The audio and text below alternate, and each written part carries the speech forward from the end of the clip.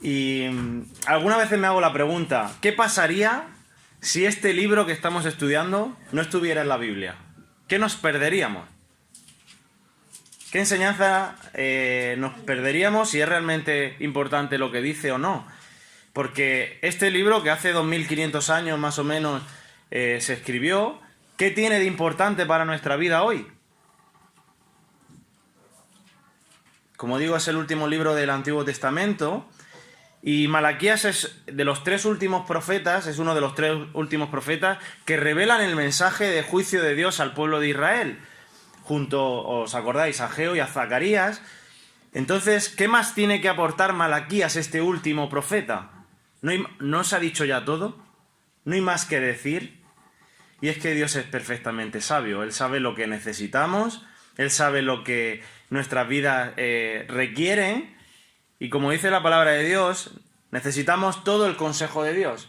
Necesitamos todo lo que hay revelado en la palabra de Dios para nuestras vidas. Y es que Dios ha escrito esto que vamos a ver hoy con un propósito para hoy, año 2022, a punto de 2023, y tiene una intención.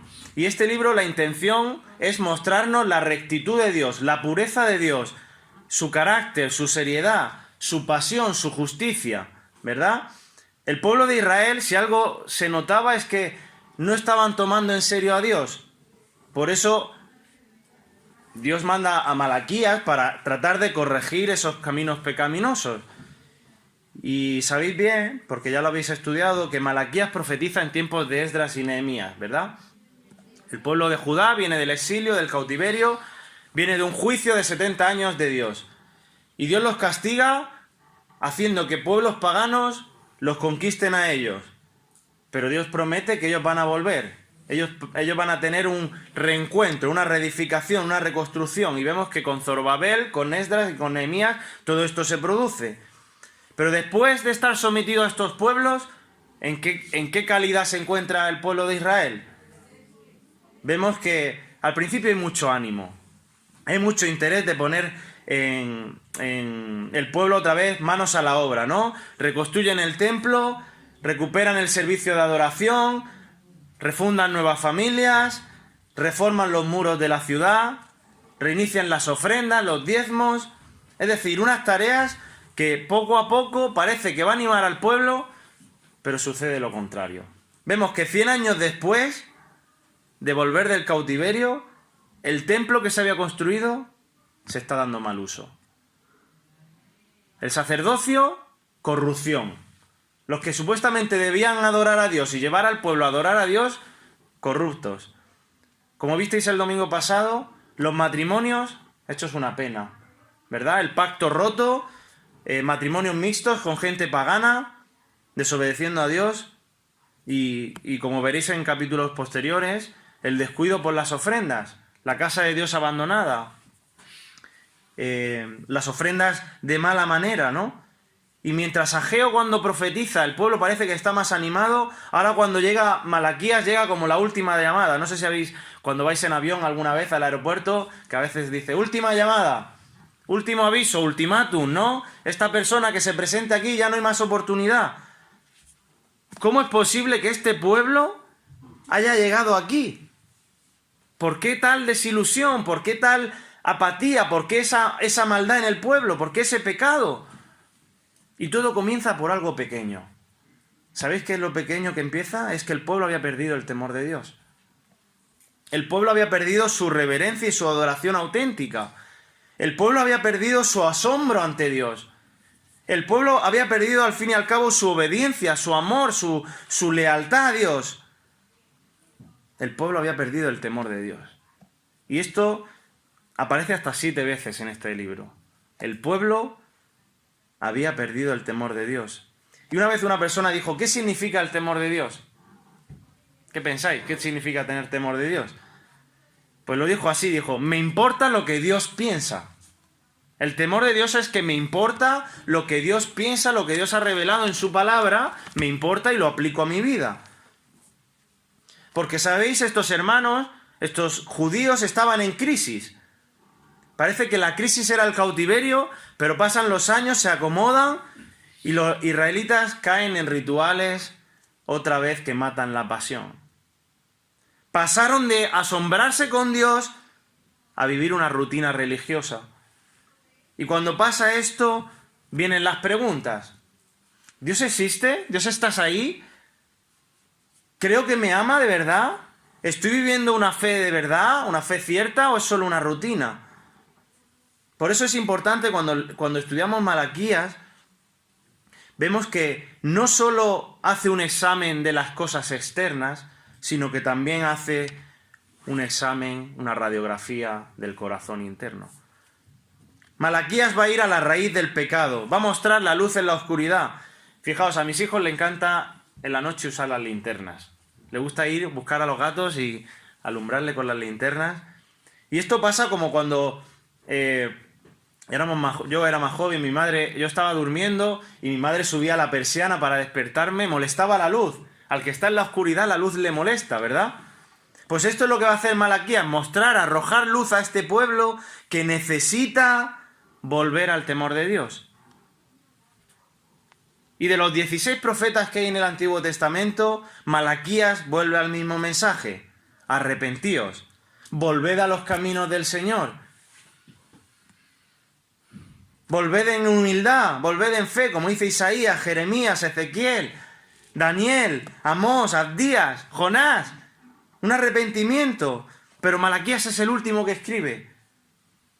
Fue la última voz hasta que llegó el último profeta del Antiguo Testamento. ¿Que fue quién? ¿Quién fue el último profeta? Juan el Bautista, ¿verdad? Juan el Bautista, cuando él comienza su ministerio, ¿cuál era su llamado? Arrepentíos, porque el reino de los cielos se ha acercado, Mateo 3. Como ya habéis visto en predicaciones anteriores, hay un tema también recurrente y es volver al pacto, ¿no? Volver a lo que Dios había mandado, porque Dios había hecho promesas y él era fiel a sus promesas, pero Israel se hundía más y más en su pecado, dudando del amor de Dios, deshonrando el nombre de Dios, siendo infiel a Dios, incluso defraudando, despreciando su gracia. Por eso, si miráramos a Dios como una persona que había hecho el pueblo, había hecho que Dios se sintiera herido en su amor. Había hecho que Dios se sintiera despreciado de cómo le servían. Hacía que Dios se sintiera cansado, como vamos a ver hoy. En el siguiente pasaje que vais a estudiar vais a ver que Dios se siente como robado, le están robando a Dios sus ofrendas y sus diezmos. Incluso Dios se siente agredido por la violencia de estas palabras. O sea, Dios se siente realmente fuera de lugar. Y no hay cosa peor que no ser correspondido. Es decir, tú amas a alguien y esa persona te desprecia. Tú te desvives por alguien y sientes indiferencia. Tú trabajas con pasión y esa persona es inmadura y no tiene ninguna motivación. O que tú hagas el bien y el otro solo vea lo malo. O que hagas lo que hagas, nunca hay nada bueno en lo que haces. Pues así se siente Dios. Hasta el punto que estas personas, si habría que titular esta predicación de alguna manera, este pueblo en este momento se pregunta, ¿Dios es justo o injusto? No lo tengo claro. ¿Dios es justo o injusto? Por eso esta mañana vamos a ver dos puntos. Y es, ¿qué pensaba el pueblo de Israel? ¿Cuál es el razonamiento del pueblo de Israel? ¿Y cuál es la respuesta de Dios? ¿Dios es justo o es injusto? Por eso vamos a ir a Malaquías 2, versículo 17, hasta el capítulo 3, versículo 6, aunque nos vamos a centrar en el 5. Hasta el 5. Dice así, Malaquías 2, 17. Habéis hecho cansar a Jehová con vuestras palabras y decís, ¿en qué le hemos cansado? En que decís, cualquiera que hace mal agrada a Jehová y en tales se complace. O si no, ¿dónde está el Dios de justicia? He aquí yo envío mi mensajero, el cual preparará el camino delante de mí, y vendrá súbitamente a su templo el Señor a quien vosotros buscáis, y el ángel del pacto a quien deseáis vosotros. He aquí viene, ha dicho Jehová de los ejércitos. ¿Y quién podrá soportar el tiempo de su venida? ¿O quién podrá estar en pie cuando Él se manifieste? Porque Él es como fuego purificador y como jabón de lavadores, y se sentará para afinar y limpiar la plata, porque limpiará a los hijos de Leví, los afinará como oro y como plata, y traerá a Jehová ofrenda en justicia. Y será grata a Jehová la ofrenda de Judá y de Jerusalén, como en los días pasados y como en los años antiguos. y vendré a vosotros para juicio, y seré pronto testigo contra los hechiceros y adúlteros, contra los que juran mentira, los que defraudan en su salario, al jornalero, a la viuda, al huérfano, y los que hacen injusticia al extranjero, no teniendo temor de mí, dice Jehová de los ejércitos. Versículo 6. Porque yo Jehová no cambio, por esto, hijos de Jacob, no habéis sido consumidos. ¿Dios es injusto o es justo? No sé si alguna vez han dudado de ti. Cuando dudan de ti, te sientes infravalorado, te sientes despreciado a veces, ¿no? Te sientes humillado. Y a mí me pasó hace unos días. Fui a una empresa de construcción, estoy haciendo reformas en casa, fui a comprar cemento, arena y todo esto, y cuando el empleado viene y cargamos las cosas en el coche, le digo, bueno, hasta luego, y me dice, no, ¿dónde vas? Y le digo, ya he pagado, ya he ido a la oficina, lo primero que hice fue pagar y ya hemos cargado y me voy. Me dice, no seas malo, ven conmigo a la oficina porque no me fío de ti. Y yo me quedé, si he pagado, tengo aquí el ticket. No. Fuimos a la oficina y la chica que había allí dijo, sí, ha pagado ya el hombre y tal. Me fui de ahí realmente triste porque habían dudado de mi persona, ¿verdad? Habían desconfiado. Incluso el hombre, una vez que dijo la mujer que había pagado, tenía cara de desconfiado igual, no sé si era la pinta que llevaba, pero a mí me sentó mal esa palabra. Pues así es como Dios se siente con su pueblo. Dios haciendo lo bueno y el pueblo desconfía en todo momento. Hay desconfianza, desaliento. Fijaos el versículo 17. Habéis hecho cansar al Señor con vuestras palabras. El Señor que es perfecto en paciencia, el que es perfecto en esperar, parece que se está cansando. Dios está cansado y con razón. El pueblo lo cansa con sus palabras, obviamente con sus hechos.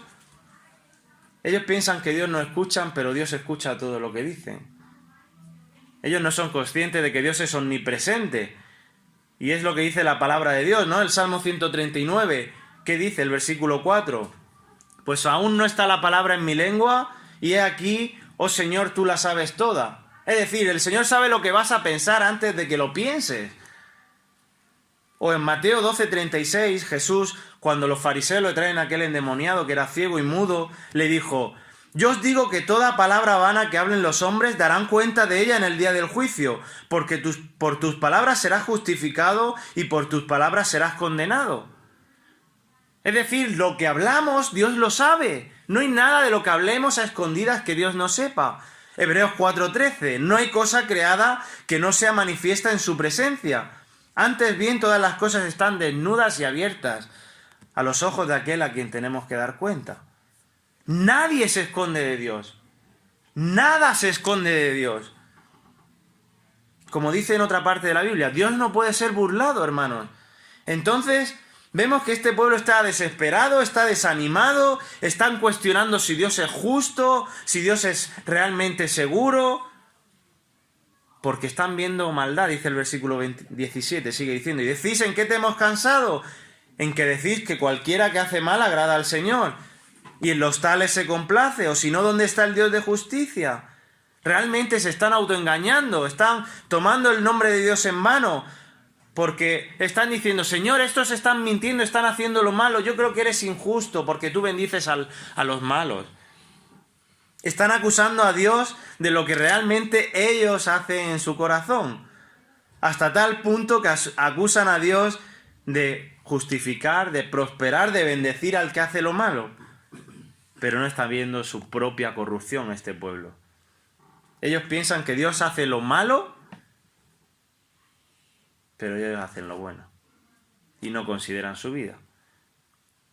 Fíjate cómo se comportan, qué pregunta le hacen. ¿En qué le hemos cansado? ¿En qué te hemos cansado, Dios? Eso es una pregunta muy dolorosa. Hay 26 preguntas en este libro. Y hay varias que empiezan de esta forma. Dice el capítulo 1, ¿en qué nos amaste? ¿En qué hemos menospreciado tu nombre? ¿En qué te hemos cansado? Estas preguntas realmente revelan el corazón de estos judíos. Una perspectiva tóxica, torcida, influenciada. Una pregunta que lo que al final quiere es justificar tu propio pecado.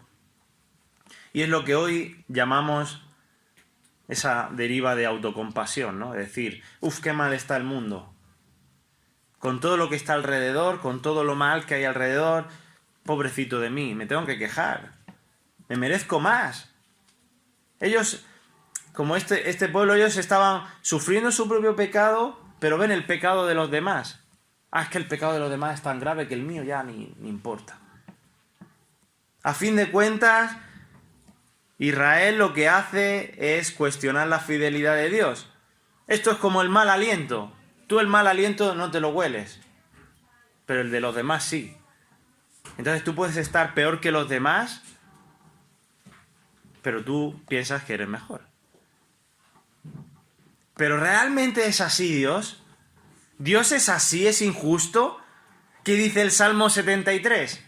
El salmista en el Salmo 73, famoso salmo, dice que los malos, los impíos, los arrogantes prosperan y tengo envidia de ellos, dice el salmista.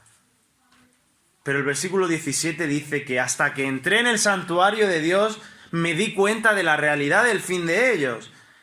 Tuve que entrar en la presencia de Dios para darme cuenta de cómo obra Dios y cómo es la perspectiva de Dios. Isaías 5:20 dice, hay de los que hacen a lo malo dicen bueno y a lo bueno dicen malo, que hacen de la luz tinieblas y de las tinieblas luz, que ponen lo amargo por dulce y lo dulce por amargo. ¿Cómo es el Señor? ¿Señor bendice lo malo? No, ¿verdad? Salmo 37, hoy leíamos una parte, pero el versículo 7 dice en el Salmo 37, Jehová guarda silencio ante Jehová y espera en él. No te alteres con el motivo del que prospera en su camino, porque el hombre hace maldades. Deja la ira, desecha el enojo, no te excites en manera de hacer lo malo, porque los malignos serán destruidos, pero los que esperan en el Señor heredarán la tierra. Pues de aquí a poco no existirá el malo, observará su lugar y no estará allí, pero los mansos heredarán la tierra y se recrearán con abundancia de paz. ¿Dios bendice a los malos? ¿Qué dicen los salmos? ¿Qué dice Isaías? ¿Qué dicen los profetas? Que no, Dios no es así. Entonces, ¿por qué el pueblo en este momento está pensando de esta manera? ¿Por qué piensan que Dios es impasible, que Dios está despistado, que Dios favorece al malo, que está jugando sucio, que está haciendo que los malos prosperen? Segunda de Pedro 3 nos dice algo de Dios. Y es que dice que Dios es paciente para con nosotros, no queriendo que ninguno perezca, sino que todos procedan al arrepentimiento. Dios es paciente, Dios es justo, Dios quiere que las personas vengan al arrepentimiento, que sean sabias, que vivan vidas que agradan a Dios. Pero en cambio estos israelitas habían perdido la perspectiva correcta de Dios. Y es fácil mirar a la sociedad y decir, qué mal está el mundo, qué mal está todo. Y que en tu vida puedas hacerte preguntas, Señor, ¿cómo puede ser que yo tenga cáncer? ¿Cómo puede ser que mi cuenta del banco esté tan mal? ¿Cómo puede ser que me toquen relaciones tóxicas y torcidas una tras otra? ¿Cómo puede ser que a mí me pasen estas cosas, Señor? ¿Cómo puede ser? ¿Dónde está el Dios justo que hace a que a los malos les vaya mal y yo que soy un creyente que lo intento hacer bien, me va mal? Hermanos, quejarnos de esta forma es pecado. Autocompadecerse es pecado. Y vivir con una perspectiva errónea de Dios nos lleva a pecar. Por eso necesitamos acercarnos a lo que dice la palabra de Dios. Descubrir ciertamente cómo es Dios. Y yo no sé, no os conozco a vosotros, no sé si venís de familias cristianas o de tradición de familia cristiana o no sé si habéis pasado por épocas donde estabais muy cerca de Dios, pero es posible que hoy estés pasando por una crisis espiritual como el pueblo de Israel, pero hay que poner los ojos en la perspectiva de Dios, no lo canses. Dice 2 Timoteo 3 que las escrituras son útiles. ¿Para qué? Para enseñar, para corregir, para redarguir, para instruir en justicia. Y dice en Colosenses 3:16 que la palabra de Cristo habite, more en abundancia en vuestros corazones. Nosotros necesitamos vivir la palabra de Dios, pero para poder vivirla hay que conocerla. Romanos 12:2, transformaos por medio de la renovación de vuestro entendimiento. Por eso antes de juzgar al otro, nos tenemos que mirar nosotros primero.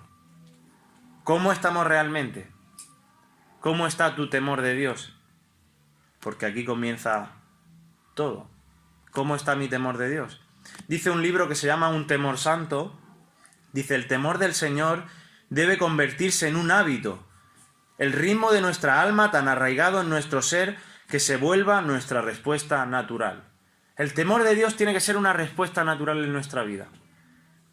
Tenemos que hacernos una analítica espiritual, ver qué fruto estamos dando. ¿Estamos andando en el espíritu? ¿Tenemos una dieta que alimenta nuestra carne o alimenta nuestro espíritu? Necesitamos acercarnos a Dios, tener temor de Dios y no ser como este pueblo. El razonamiento de este pueblo es estar alejado del temor de Dios. Pero ¿cuál es la respuesta de Dios? Vamos a verla en los siguientes versículos. ¿Sabes cuál es la diferencia entre un buen jefe y un jefe mediocre? El mediocre te va a decir lo que haces mal. Pero el buen jefe, además de decirte lo que haces mal, te va a decir cómo debes de hacerlo bien. Y esto es lo que Dios va a hacer ahora. Va a responder y va a decir, lo estáis haciendo mal, pero voy a decir cómo hacerlo bien. Porque la pregunta de Dios, si Dios es justo o es injusto, la sabemos. Dios es justo, ¿verdad? Perfectamente justo. Y aquí va a decir en estos versículos que Dios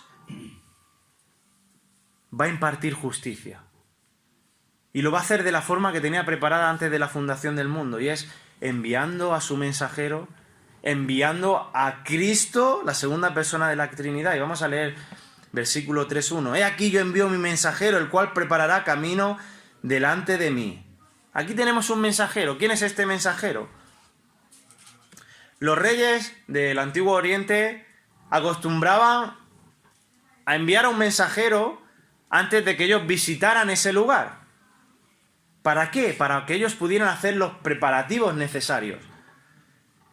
Eran los encargados de ver que no hubiera obstáculo en el camino, de que el camino estuviera correcto, de que nada impidiera el viaje del rey de forma satisfactoria.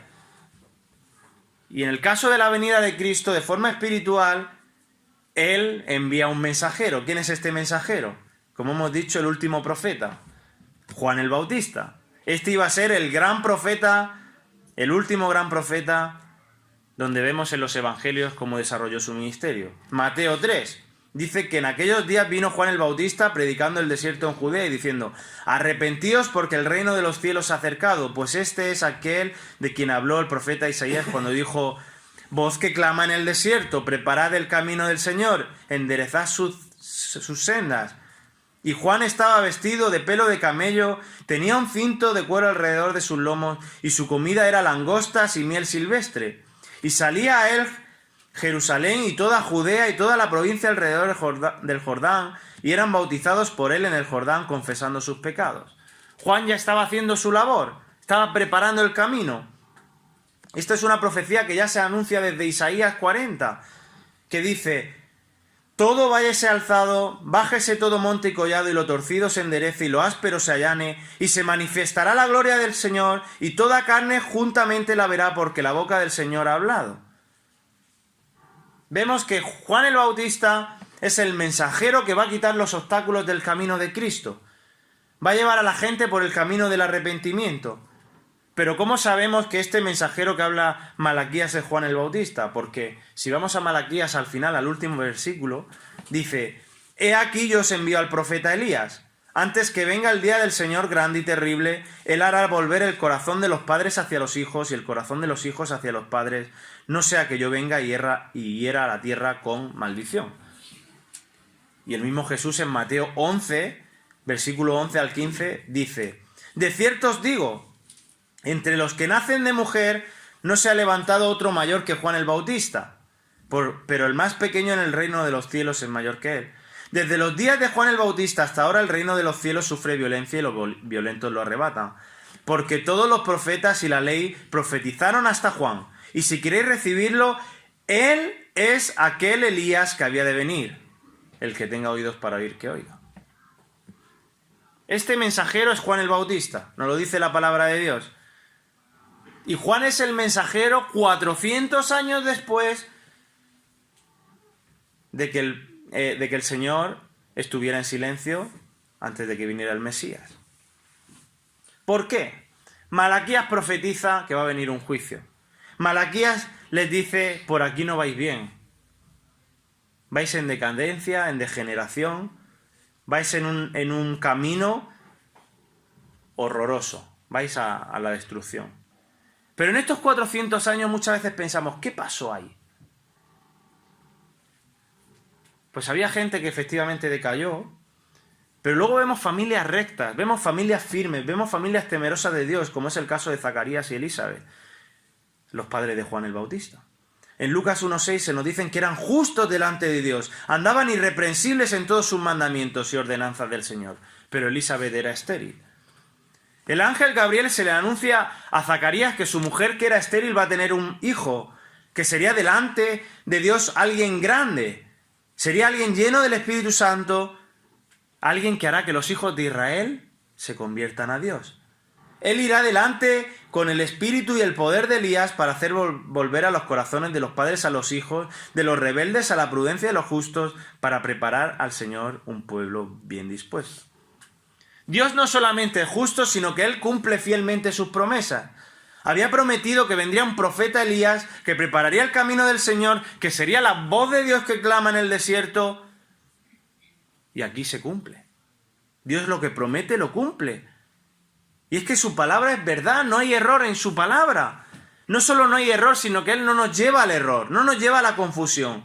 Por eso Pedro, cuando escribe su segunda carta, le dice, hermanos, yo he visto al Señor, lo he visto con mi carne, con mis ojos, lo he tocado. Pero ¿sabéis qué? Hay una palabra profética más fiable que lo que yo he visto. Es suficientemente perfecta, es segura. Por eso la palabra de Dios es fiel, y Dios es fiel a su palabra. Y sigue en Malaquías diciendo, y vendrá súbitamente a su templo el Señor a quien vosotros buscáis, el ángel del pacto a quien deseáis vosotros. He aquí viene, ha dicho Jehová de los ejércitos. Como digo, hay un mensajero, pero este mensajero apunta a alguien. Apunta al Mesías prometido, al ángel del pacto, a Cristo. Como dice aquí, a quien deseáis vosotros, pero al que tenéis olvidado, al que espera que se venga, o sea, al que se espera que venga, al que dará solución al pecado, al Emanuel, al Dios con nosotros. Es alguien que deseáis, pero no estáis preparados para recibirlo. Porque este Mesías no vendrá de la forma en lo que ellos quieren. No será un reino político, un reino social, un reino económico, sino que será un reino basado en un nuevo pacto, en un pacto que era su propia muerte. Fijaos, Dios envía a su único hijo. A pesar de la maldad, a pesar de la perversión del pueblo de Israel, pero con su infinito amor nos da a Jesús llevando una vida santa y justa que ninguno de nosotros podíamos vivir. Cumple la ley de Dios sin pecado, carga con la muerte por nuestros pecados y Él sustituye en esa cruz a ti y a mí, que debíamos de estar en esa cruz. Y Dios hace justicia en Él. Jesús paga la ira y paga el pecado que tú merecías mediante su muerte en la cruz. Pero al tercer día resucita, demostrando que el pago que hizo, el Padre lo aceptó. Aprobó el examen con un 10. Fue un sacrificio acepto a Dios. Y gracias a su resurrección, Él ofrece el perdón de pecados a todo aquel que se arrepiente y cree. ¿Es este tu caso? Porque es lo más importante que puedes hacer con tu vida. Creer en el Evangelio. Dice la palabra de Dios que Dios es justo y que un día habrá juicio. Y estarás sentado en ese banquillo. Y ¿sabes qué? La pena es que tu veredicto es que eres culpable. Responsable de tu pecado. Responsable de alejarte de Dios. Dice el Salmo 1, versículo 5, que en ese juicio no se levantarán los malos, ni los pecadores en la congregación de los justos, sino que será juzgado por un juez justo, un juez que determinará justicia. Ahora la pregunta es, ¿llevas abogado contigo? ¿Llevas al abogado contigo? Porque Jesucristo es el abogado perfecto, el único que tiene garantías para poder defenderte como necesitas. Arrepiéntete y cree. Necesitas a Cristo. Y serás una persona nueva, una nueva criatura. Y comenzará en ti una nueva vida. El Espíritu Santo sellará tu vida y te mostrará la vida eterna que tienes en Él. Jesús dijo en una ocasión, de cierto os digo, el que oye mi palabra y crea al que me envió, tiene vida eterna y no vendrá condenación, mas ha pasado de muerte a vida. Y si esto es una realidad en tu vida, gloria a Dios, hermano, hermana. Pero si no lo es, reconcíliate con Dios. No conozco tu corazón, puedes estar viniendo a la iglesia muchos años, pero este es el mensaje de siempre. Necesitamos al Señor Jesucristo. Por eso el mensajero apuntaba a este Cristo. Por eso Dios cumplió su promesa de enviar a este mensajero, Juan el Bautista, y por eso vino Cristo y se hizo hombre en la tierra. Pero no se queda ahí estos versículos, sino que Él va a volver, pero ya no de una forma compasiva. Él va a volver para ejecutar el juicio. Versículo 2 dice, ¿quién podrá soportar el tiempo de su venida? ¿O quién podrá estar en pie cuando Él se manifieste? La respuesta es nadie. Nadie. Israelitas, ¿Dios es justo o injusto? Nadie podrá estar en pie delante de su presencia. Un día la maldad será juzgada. Como dice Romanos 12:19, dice, no os venguéis vosotros mismos, amados míos, sino dejad lugar a la ira de Dios, porque está escrito, mía es la venganza, yo pagaré, dice el Señor. Habrá un día donde las lágrimas, la impotencia, el sufrimiento tendrá un fin, porque habrá un juicio justo. El injusto irá a juicio. Como sigue diciendo el versículo 2. Porque Él es como fuego purificador, como jabón de lavadores, versículo 3, y se sentará para afinar y limpiar la plata, porque limpiará a los hijos de Leví, los afinará como a oro y como a plata, y traerán a Jehová ofrenda en justicia. Cristo va a venir con la intención de poner a prueba el corazón. Ese fuego refinador, purificador, es el fuego que quema la impureza, la escoria, la suciedad. Como cuando se refina el oro o la plata. No sé si lo habéis visto alguna vez. Cuenta una historia que había un orfebre que limpiaba la impureza de la plata. Y una mujer quería conocer cómo era este proceso. Fue a visitarlo. Y el orfebre ponía la joya de plata, la ponía al fuego y tenía que estar atento porque si se pasaba del momento justo de sacarla del fuego, se podía echar a perder. Entonces esta mujer le preguntó, ¿cuándo sabes que es el momento de sacar esta joya del fuego? Y el orfebre le dijo, cuando pueda ver mi imagen reflejada en ella. Y esto es lo que el Señor Jesucristo hace. Trabaja en nuestro corazón, es fuego fundidor, es purificador, porque Él quiere que nos parezcamos a Él, quiere ver su imagen en nosotros. Como dice Filipenses 1:6, Él comienza la obra y la perfecciona. Es el artesano que cincela nuestras vidas, que desea nuestra santificación, que quiere que demos fruto y obras como Cristo mismo. 1 Corintios, capítulo 3, Pablo le escribe a estos hermanos y le dice esta misma ilustración. Dice, cada uno mire cómo sobreedifica, porque nadie puede poner otro fundamento en el que está puesto, el cual es Jesucristo. Y si sobre este fundamento alguno edifica oro, plata, piedras preciosas, madera, heno, hojarasca, la obra de cada uno se hará manifiesta, porque el día la declarará, pues por el fuego será revelada. Y la obra de cada cual, sea el fuego la probará. Si permaneciere la obra de alguno que sobreedificó, recibirá recompensa. Si la obra de alguno se quemare, él sufrirá pérdida. Si bien él mismo será salvado, aunque así como por fuego. Comúnmente decimos la expresión, la prueba de fuego. Hay que pasar por la prueba de fuego. Y el fuego purificador pone a prueba nuestras vidas, limpia nuestras impurezas, para ver cuánto nos parecemos al Señor Jesucristo. Por eso, hermanos, las pruebas son necesarias. No queremos la prueba, pero la prueba es necesaria. Por eso Santiago le escribe a los creyentes, hermanos, tened sumo gozo cuando os halléis en pruebas. ¿Por qué? Porque la prueba produce algo bueno, produce paciencia, ¿verdad? La prueba de vuestra fe. Y la prueba de vuestra fe, la paciencia, produce que tengamos una obra perfecta para que seamos maduros, perfectos, que no nos falte cosa alguna. Y esa es la forma en la que Dios trabaja en nosotros. Esa es la ofrenda que a Dios le agrada. Un corazón limpio, como dice, contrito, humillado, Él no lo va a despreciar. Un corazón que es limpio, como dice aquí, como el jabón de los lavanderos. Dice una versión más moderna, como la lejía, que no mancha, no deja mancha ninguna. Esta es la ofrenda de justicia que dice aquí el versículo. Y nos habla de los descendientes de Leví, los hijos de Leví, haciendo referencia a los sacerdotes. Y es que Dios sabe que los responsables del extravío de este pueblo eran los sacerdotes, eran los hijos de Leví.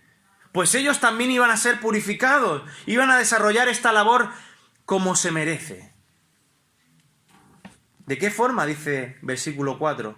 Será grata al Señor la ofrenda de Judá y de Jerusalén como en los días pasados, como en los años antiguos. Solo cuando el sacerdocio sea purificado, las ofrendas sean justas, cuando se hagan las cosas como Dios quiere, entonces agradaremos al Señor. Como en los tiempos de Salomón, como en los tiempos de Josías, o en los tiempos de Ezequías, como en los años antiguos, dice este versículo. Todo empieza por nuestra vida espiritual. Necesitamos tener mayor temor de Dios. Versículo 5. ¿Qué hará el Señor cuando venga? Y vendré a vosotros para juicio, y seré pronto testigo contra los hechiceros y adúlteros, contra los que juran mentira y los que defraudan en su salario al jornalero, a la viuda, al huérfano, los que hacen injusticia al extranjero, no teniendo temor de mí, dice Jehová de los ejércitos. El juicio es severo.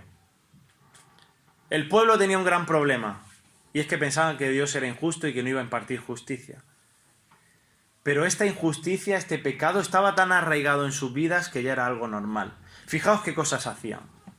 ¿Qué es lo primero que dice que hacían? Consultaban a los hechiceros. ¿Qué dice Deuteronomio 18:10? Dice así: no se ha hallado en ti quien haga pasar a su hijo o a su hija por el fuego, ni quien practique adivinación, ni agorero, ni sortílego, ni hechicero, ni encantador, ni adivino, ni mago, ni quien consulte a los muertos. Porque es abominación al Señor cualquiera que hace estas cosas. Porque estas abominaciones Jehová tu Dios echa estas naciones de delante de ti. Para el Señor era algo horroroso, horrible, consultar a los hechiceros. ¿Y qué hace el pueblo de Dios aquí? Acudir a ellos. ¿Qué es la segunda perversión que hace?